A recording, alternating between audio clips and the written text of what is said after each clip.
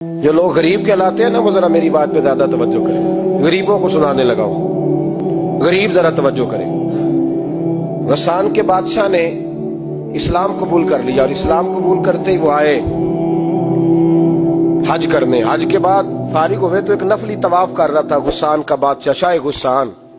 آج تو خانہ کعبہ میں بھی وی آئی پی پروٹوکول ملتا ہے. آج تو مسجد نبی میں بھی وی آئی پی پروٹوکول ہوتا ہے. یہاں آ کے بھی یہاں بھی اور دیکھتے صحیح تو کھڑا کہاں ہے.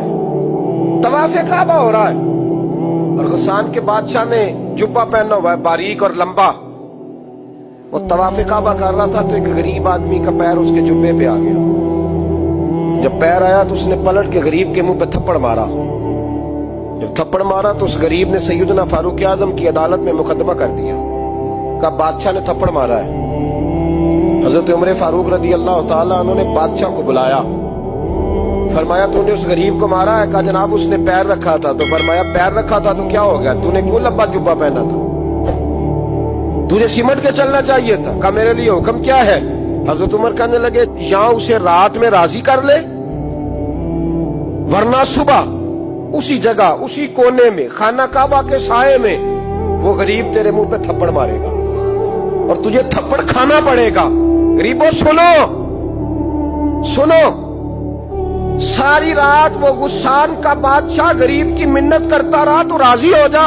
جتنے غریب تن ہیں لباسوں سے دور دور اتنی ہی چادریں میں مزاروں سے چھین لوں اور جتنے غریب گھر ہیں اجالوں سے دور دور اتنی ہی روشنی میں ستاروں سے چھین لوں.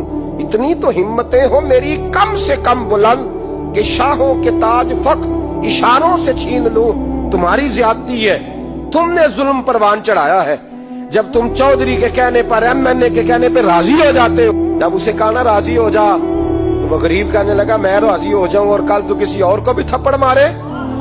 فرمایا جتنی تیرے پاس دولت ہے لا کے قدموں میں رکھ.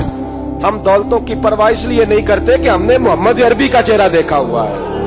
اب میری نگاہوں میں جچتا نہیں کوئی اس لیے کہ جیسے میرے محبوب ہے ویسا نہیں. ساری رات مناتا رہا.